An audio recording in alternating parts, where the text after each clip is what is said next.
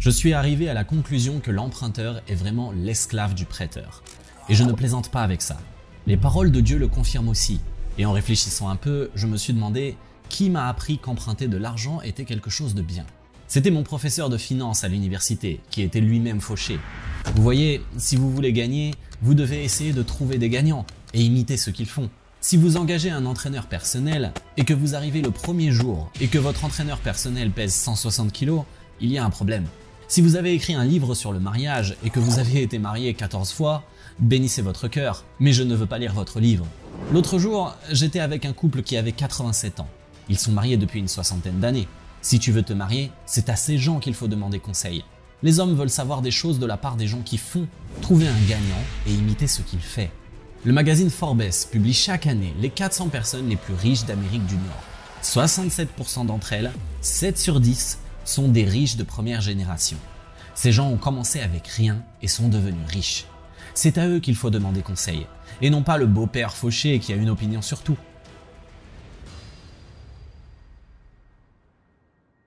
On a demandé à ces 400 personnes les plus riches d'Amérique du Nord quelle était la clé la plus importante pour devenir riche.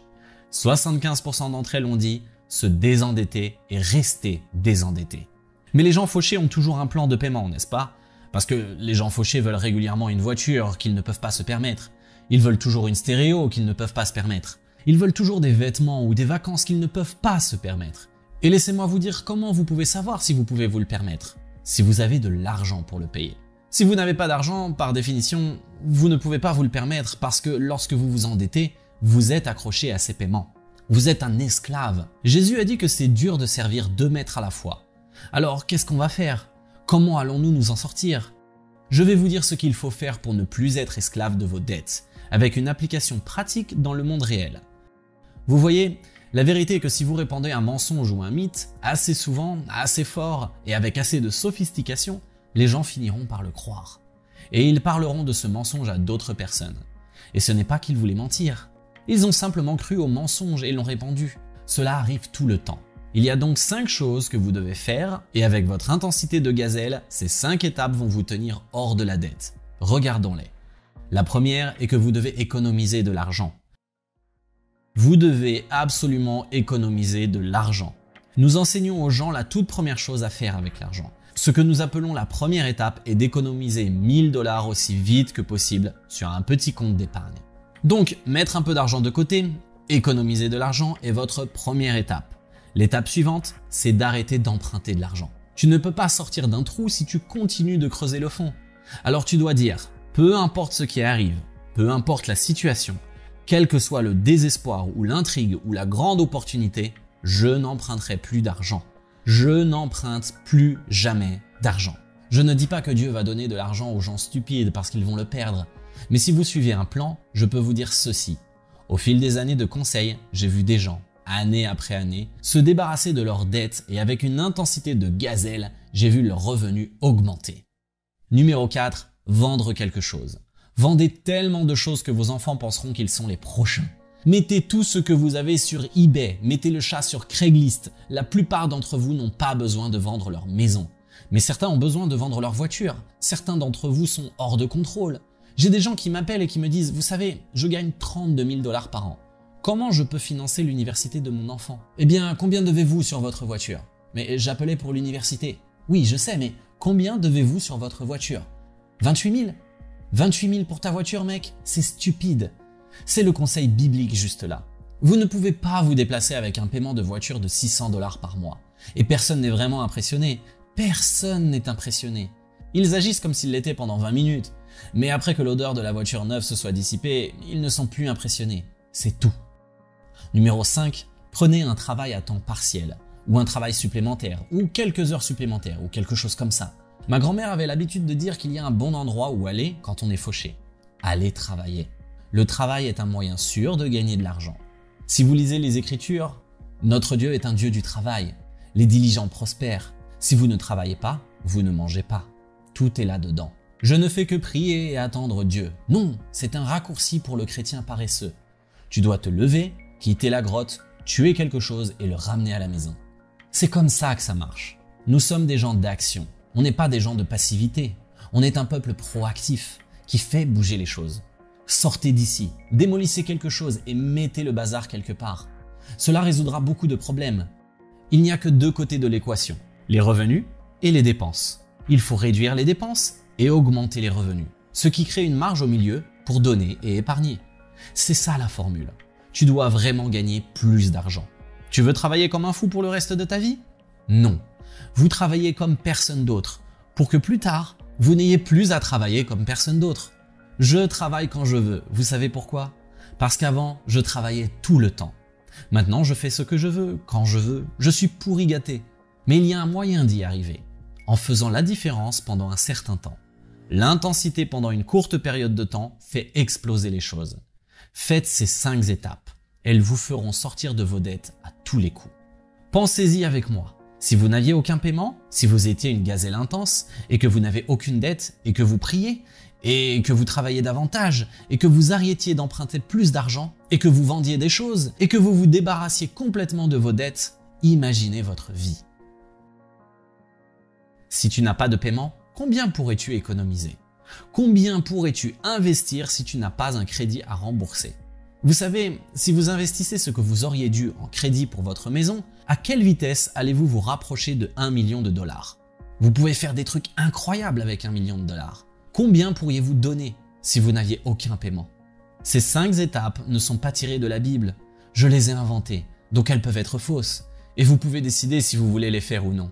Mais ce que nous savons, c'est que près de 10 millions de personnes, environ 8 millions de familles ont suivi l'université de la paix financière. Nous savons qu'il y a des dizaines de milliers de personnes qui ont suivi ces petites étapes et sont devenues millionnaires. Nous le savons. Et donc si vous voulez être en désaccord avec ça et ne voulez pas le faire, c'est ok. Mais c'est comme cette fois où j'avais engagé un entraîneur personnel chez moi. J'ai eu une petite salle de gym dans une maison où je vivais avant. Et ma femme s'est moquée de moi et elle m'a dit « Pourquoi tu engages un entraîneur ? Tu ne peux pas compter jusqu'à 10 tout seul et tu dois payer quelqu'un pour le faire ?» Je lui ai dit « Non, j'ai dû payer quelqu'un pour me tenir responsable. Parce que de moi-même, j'ai pas envie d'aller m'entraîner. Je dois me lever et descendre et bien m'entraîner. Et le coach a un physique bien tracé et des abdos, etc. Et moi, j'ai le ventre gros comme un gâteau. Eh bien, quand il me donne les 6 trucs à faire avec la nutrition, est-ce que je vais dire « Oui, mais le numéro 14, j'aime tout le reste, mais le numéro 14, je ne sais pas si tu as raison. » Je suis assis là à discuter avec le gars qui ressemble à un dieu grec, alors que moi, j'ai l'air d'un bozo. Vous voyez ce que je veux dire? Et donc, vous êtes assis là, fauché, à discuter d'une nuance sur ces 5 petites étapes. Ce que vous faites, c'est que vous essayez de trouver un moyen de ne pas avoir affaire à vous. Mais ne blâmez pas les autres pour ça. Tu sais, va juste manger tes donuts et être gros. Je veux dire, il n'y a rien de mauvais à ça. Je l'ai fait aussi. Je suis ok si tu veux être fauché. Je suis d'accord si tu veux travailler dans un système différent, et c'est tant mieux.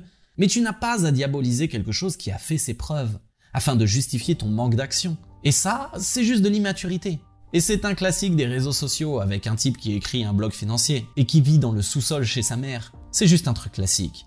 Vous savez, moi aussi j'étais fauché et brisé et j'ai dû apprendre à gérer l'argent, sachant même que j'avais un diplôme en finance et toutes ces licences et certifications. Et donc, j'ai dû apprendre à gérer l'argent. Et j'ai trouvé ce qui a marché, et c'est souvent du bon sens. J'ai trouvé des paroles dans l'écriture sainte, par exemple faire un budget. En conséquence, j'ai fait un budget et ça a marché. Et puis j'ai dit à mon ami, mon gars, j'ai fait un budget et ça a marché. Et il a dit, tu peux me montrer comment faire? J'ai dit bien sûr. J'ai sorti un petit bloc-notes et une calculatrice à 10 touches. Et on y est allé. Puis je lui ai dit que j'étais sorti de toutes mes dettes. Et il m'a dit, comment tu as fait ça? J'ai listé les dettes, de la plus petite à la plus grande. J'ai lu ça quelque part. Un type l'a fait et ça a marché. Une fois que j'ai payé la petite, j'ai eu un peu d'espoir et j'en ai fait une autre. J'ai eu plus d'espoir et puis j'ai continué d'en faire une autre. Et l'espoir a continué à grandir. Et à mesure que l'espoir grandissait, mon intensité augmentait et ma vitesse à me débarrasser de la dette et les mathématiques augmentaient. Voilà ce que j'ai fait. Et il a dit, je peux faire ça moi? J'ai dit oui, je vais t'accompagner si tu veux. J'ai toujours du café le vendredi matin, fais-toi plaisir. Mais si tu ne le fais pas, je te demanderai des comptes. Et donc on a fait ça. Et ensuite j'ai commencé à enseigner un cours du dimanche à mon église du coin qui était, vous savez, que du bon sens. Faire un budget, se désendetter, vivre avec moins que ce que l'on gagne. Tout ce que disait grand-mère et tout ce que dit la Bible. Et donc, au fur et à mesure que les gens le faisaient et que je collectais plus de retours positifs, j'étais plus confiant pour persuader quelqu'un d'autre de le faire. Et aujourd'hui, 30 ans plus tard, beaucoup de gens sont passés par l'université de la paix financière. Si vous n'êtes pas d'accord avec ça, vous avez tort et vous devriez vous taire. Je veux dire, il y a toute autre série de preuves. Et je sais que ça marche parce que je me suis basé sur la sagesse ancienne, honorée par le temps. Je suis moi-même un brûleur, un sprinter. J'aime faire les choses très vite et rapidement et j'ai une courte capacité d'attention. Si vous ajoutez l'immaturité à cela, vous avez quelqu'un qui a la capacité d'attention d'une allumette. Je veux dire, vous ne pouvez pas rester dans le jeu, vous ne pouvez pas rester concentré. Mais ce que j'ai réalisé en tant que sprinter, c'est que je pouvais utiliser cette énergie comme de l'enthousiasme pour démarrer et je serais capable, sur cette longue course, d'économiser et sprinter la fin du semi-marathon. Je peux économiser un peu de carburant et je dois être plus stratégique et intellectuel sur la façon dont je place mon énergie pour obtenir la victoire. Parce que ce que j'ai découvert, c'est que devenir riche rapidement, ça ne marche presque jamais. Devenir riche lentement est possible, mais devenir rapidement et instantanément un succès ne marche presque jamais. Et quand ça marche, ça ne dure pas. C'est une mentalité de brûleur et c'est ma personnalité. Mais j'ai dû dépasser ça en tant qu'acte de ma volonté, en tant qu'acte intellectuel, et je me suis dit, très bien, je vais utiliser toute cette énergie de brûleur pour courir tout le marathon. Et je dois prendre la décision de jouer pour longtemps, même si ce n'est pas dans ma nature. Parce que sinon je vais juste devenir une victime de ma personnalité. Alors que non, je ne veux pas être une victime de ma personnalité. C'est un vrai changement de décision.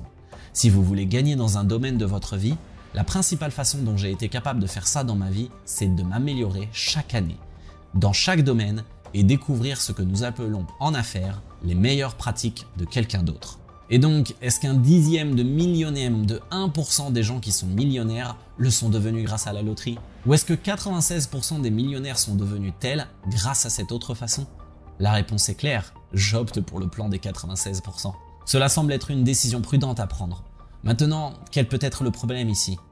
Oh non, mais ça va prendre du temps. Je dois investir dans mon plan d'épargne retraite. Je dois vivre avec moins que ce que je gagne. Je dois rembourser ma maison et mes autres dettes. Parce que quand je n'ai pas de paiement, j'ai de l'argent.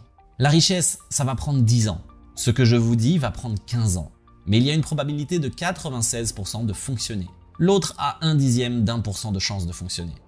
Alors lequel allez-vous choisir? Je veux dire, comment perdre du poids? Comment se met-on en forme? En mangeant moins et en faisant plus d'exercice. C'est ça. Je n'ai pas besoin d'un livre d'Oprah pour ça. Je viens de le découvrir. Mais à la place, je veux une application. Je veux un plan. Je veux un raccourci. Je veux prendre une pilule. Je veux faire quelque chose qui court-circuite la probabilité.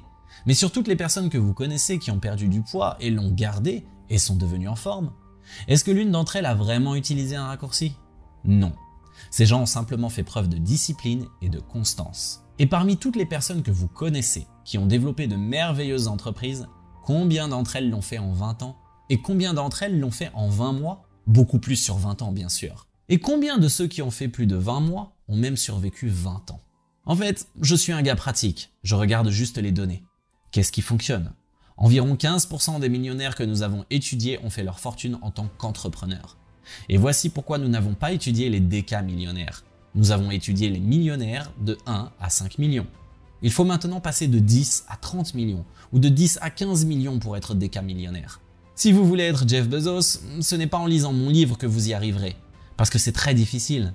Avoir un plan d'investissement, payer votre maison, ne vous amènera qu'à environ 5, peut-être 7 millions, selon votre date de départ et le temps que vous vivrez. Mais je veux dire, sur une période de 20 ans, et c'est ce que la plupart de ces personnes ont fait sur une période de 10 à 20 ans, vous allez atteindre 1 à 5 millions. Le but de mon livre est de vous permettre de passer de 1 à 5 millions, de façon très régulière et très facile. Et ce qui est intéressant, c'est que vous pouvez faire ça en tant qu'entrepreneur. Vous pouvez faire les choses dont nous parlons dans ce livre tout en dirigeant votre entreprise. Ce qui est en fait ce que je fais.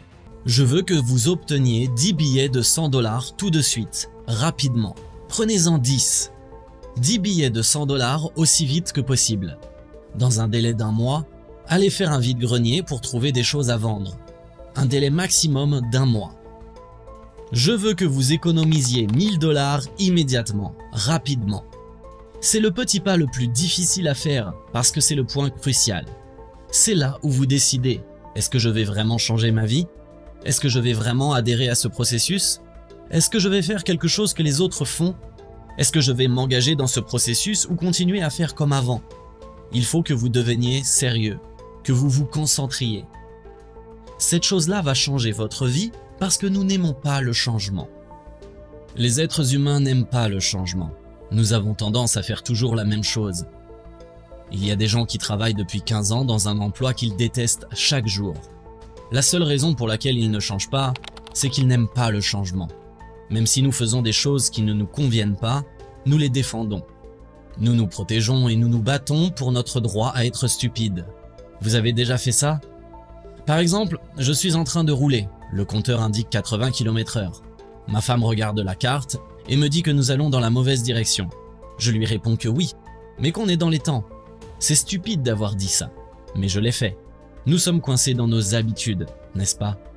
Nous n'aimons pas le changement, et laissez-moi vous dire que si vous voulez réussir dans la vie, vous devez apprendre à accepter le changement. Parce que la seule chose qui ne change jamais, c'est que nous allons constamment changer. Le changement est un mode de vie. Il faut l'accepter, et vous devez l'accepter en changeant et en faisant de nouvelles choses avec votre argent. Commencez avec 1000 $ à la banque. Vous devez apprendre à économiser de l'argent. J'aime bien ce genre de choses. C'est pour ça que je gagne beaucoup d'argent. Vous devez économiser de l'argent, messieurs. Parce que personne ne le fait. Tout le monde en parle, mais personne ne le fait. On se promène sans argent dans une époque la plus riche que le monde ait jamais connue. Et tout l'argent quitte votre maison chaque mois. Vous devez en faire un processus philosophique, théologique, spirituel, émotionnel, relationnel et mathématique. Vous économisez de l'argent pour que vous puissiez vous en sortir dans la vie. Et sans vous en rendre compte, vous verrez que vous êtes bien pour les 20 prochaines années. Je sais que c'est difficile, je sais que c'est dur. Il en va de même pour le fait d'être fauché. Il y a des choses à faire à ce niveau. Nous commençons donc par la première étape de l'épargne, le fonds d'urgence. Grand-mère disait d'épargner pour les mauvais jours. Voilà ce qu'est un fonds d'urgence. Selon le magazine Money, 78% des gens connaîtront un événement financier négatif majeur au cours d'une période de 10 ans. Vous feriez mieux de vous préparer, c'est pour bientôt. Il faut que vous soyez prêts. Vous devez économiser de l'argent pour les urgences. Vous êtes une urgence qui cherche un endroit où se produire. Préparez-vous. Vous devez constituer votre fonds d'urgence. Dave, il faut être optimiste. Non, je suis sûr qu'il va pleuvoir et vous devez vous constituer un fonds d'urgence. C'est comme ça que ça marche. Ces 1000 $, vous n'avez même pas besoin de les mettre à la banque. Il suffit de faire comme une dame qui est allée chez Walmart et a acheté un cadre photo de 8×10 qu'elle a encadré et sous lequel elle a écrit « En cas d'urgence, brisez le verre ». Vous ne voulez pas le garder dans le tiroir à sous-vêtements parce que le livreur de pizza pourrait vous le prendre. Oui, le livreur de pizza ne peut pas accéder à votre tiroir à sous-vêtements. Mais je sais ce qu'il se passe. Ding dong, une situation d'urgence, et voilà que vous dépensez les sous dans le tiroir de vos sous-vêtements. Vous devez le garder là où vous ne pouvez pas l'atteindre trop facilement, mais où vous pouvez y accéder si vous en avez besoin. La première étape, c'est une fois de plus ces 1000 $. Obtenez rapidement 1000 $ et mettez-les de côté. Il s'agit d'un petit pas minimal vers un fonds d'urgence pour débutants, prêt à être utilisé. La finance personnelle, c'est 80% de comportement et seulement 20% de connaissances. Vous devez changer ce que vous faites pour obtenir un résultat différent. Vous ne pouvez pas continuer à faire la même chose encore et encore et vous attendre à un résultat différent. C'est la définition de la folie. La deuxième étape consiste en la méthode de la boule de neige pour rembourser toutes vos dettes. À l'exception de votre maison, vous devez dresser une liste de toutes vos dettes, de la plus petite à la plus grande. Vous devrez payer le minimum sur toutes vos dettes, sauf la plus petite. Ensuite, vous devez vous attaquer à la plus petite dette avec vigueur. Lorsque cette dette sera réglée, vous prendrez le montant que vous payez pour cette dette, ainsi que tout autre argent que vous pourrez tirer de votre budget pour vous attaquer à la deuxième plus petite dette. Et ainsi de suite, jusqu'à ce que vous ayez remboursé toutes vos dettes en partant de la plus petite à la plus grande. Ne serait-il pas mathématiquement correct de rembourser d'abord la dette avec le taux d'intérêt le plus élevé? Oui, c'est vrai. Si nous avions suivi une approche purement mathématique, nous n'aurions pas eu de dette en premier lieu. L'approche de la boule de neige vise à modifier votre comportement pour vous aider à rembourser vos dettes. Lorsque vous suivez un régime, il est plus facile de perdre du poids la première semaine. De cette façon, vous êtes plus motivé à continuer parce que c'est trop de travail de ne pas manger et de faire de l'exercice. Il en va de même pour rembourser vos dettes. Lorsque vous avez réussi à rembourser une dette, cela vous donne de l'espoir et de la confiance pour vous attaquer à la suivante. Vous pouvez utiliser cette énergie pour vous concentrer sur le remboursement de vos dettes plus importantes. C'est faisable. Ma croyance s'active, ma foi se construit, mon espoir grandit et je deviens de plus en plus intense à mesure que j'avance. C'est cette intensité, cette concentration qui fait que cela se produit. Je remarque cette intensité, cette concentration lorsque les gens m'appellent pour demander des conseils. Après des années de travail, j'en suis arrivé au point où je peux dire s'ils seront capables de les faire. Je peux l'entendre dans leur voix, dans la cadence de leur discours et les mots qu'ils utilisent. Comme le dit la Bible, on entend ce qui est dans le cœur et ce que la bouche prononce. Je peux discerner ce qu'il se passe. Pas à chaque fois, mais j'ai commencé à remarquer que je peux dire si l'un d'entre eux va réussir. Parfois, il y en a un et il y a cette chose qui émane de lui. On la sent. Le grand motivateur dit que les gens changent leur vie. Lorsqu'ils se disent enfin « j'en ai assez, j'en ai marre », c'est à ce moment-là qu'on change de vie. Il faut en être conscient. On peut s'endetter, mais on ne peut pas s'en sortir. Il faut arriver à ce moment où l'on se dit « c'est fini. Je suis fatigué de travailler comme un fou, sans rien avoir d'autre à montrer qu'un carnet de paiement. » Vous savez, ces gens qui vous poussent à dépenser votre argent. « Tiens, j'ai un t-shirt ici. Tiens, j'ai un appareil que vous devez acheter. » Et je vais vous dire, pour sortir de l'endettement, il faut courir. Il faut aller loin de ces gens qui veulent vous faire dépenser. Ces types sont après vous. Ils veulent vous abattre. Vous devez courir. Les gens qui sortent de l'endettement savent que vous pouvez y entrer facilement, mais que vous ne pouvez pas en sortir facilement. Vous devez vous libérer comme une gazelle des mains du chasseur. Vous devez courir et vous battre. Si vous voulez devenir quelqu'un dans le domaine de l'argent, vous devez vous débarrasser de ces choses. Vous voulez vous libérer de ces chaînes et ce n'est pas un jeu. Vous devez vous lancer à corps perdu dans ce domaine, de manière incroyable et passionnée. Je ne vais pas le faire pour vous, vous devez le faire vous-même. Vous devez avoir un niveau de concentration, un niveau d'intensité que vous n'avez peut-être jamais eu dans votre vie. Et quand vous le ferez, vous gagnerez, vous serez libre. Parce que j'ai vu des centaines de milliers de gens faire exactement la même chose grâce à ces conseils que je vous donne. Parce que nous leur avons fait croire qu'ils pouvaient le faire. C'est ce qu'il s'est passé. Délivrez-vous. C'est comme ça que ça marche. Je vous promets que ça marche. Maintenant, nous n'avons plus qu'un paiement pour la maison. Deuxième étape. On en est à 18 ou 24 mois. Je me sens bien. Maintenant, notre prochain objectif est de continuer à nous concentrer avec l'intensité d'une gazelle. Nous allons augmenter le compte de 1000 $, jusqu'à ce qu'il atteigne un fonds d'urgence qui peut entièrement financer 3 à 6 mois de dépenses. Le fonds d'urgence doit être liquide ou facile d'accès. Placez-le dans un compte sans risque. Il ne rapportera pas beaucoup d'intérêt et il doit couvrir au moins 3 à 6 mois de dépenses. Certains d'entre vous auront 10, 15, voire 20 000 $ qui resteront là à s'ennuyer, mais prêts à être utilisés. Tout le monde s'ennuie avec cet argent. Le problème avec ce fonds d'urgence, c'est qu'on s'y perd un peu. Ce n'est pas un investissement. Votre fonds d'urgence est une assurance. Voici la différence. Les investissements sont de l'argent qui vous rapporte de l'argent. L'assurance vous coûte de l'argent pour protéger votre argent, qui vous rapporte de l'argent. Vous achetez une assurance pour protéger votre maison, votre santé. Vous achetez une assurance pour remplacer votre vie et l'argent que vous gagnez si quelque chose vous arrive. C'est ce que l'on appelle l'assurance vie. L'assurance est une dépense qui protège les actifs. Votre fonds d'urgence n'est pas un actif. Techniquement, c'est un terme comptable, mais vous n'avez pas besoin de le considérer comme tel. En d'autres termes, s'il rapporte un peu d'intérêt, c'est très bien. Mais il n'est pas là pour vous rapporter des intérêts. Il est là pour protéger vos investissements, parce que si vous devez puiser dans vos investissements parce que vous n'avez pas de fonds d'urgence, et que le gouvernement prend la moitié en pénalité et en impôts, c'est ce qu'on appelle être stupide, parce que vous n'aviez pas de fonds d'urgence. Quand j'étais multimillionnaire grâce à l'immobilier, je n'avais jamais eu de fonds d'urgence. Je n'avais pas d'argent de côté. Tout revenait dans l'affaire. Tout ce que nous gagnions, c'est tout ce que nous consommions. Pas d'argent, pas de liquidité, pas de cash. Et c'est l'une des raisons pour lesquelles j'ai fait faillite. Parce que je n'avais aucune marge de manœuvre. Il n'y avait pas de graisse dans les rouages. Et c'est ce que c'est. Un fonds d'urgence met un tampon entre vous et les imprévus. Et laissez-moi vous dire quoi. Si vous n'avez pas de fonds d'urgence, les imprévus vont s'accumuler et vous risquez d'être dépassé. Créez simplement un compte de marché monétaire ou quelque chose de similaire à votre fonds commun de placement. Et placez-y 3 à 6 mois de dépenses. Ces comptes doivent être facilement accessibles. Certains disent que le fonds d'urgence est ennuyeux, qu'il n'est pas assez sophistiqué.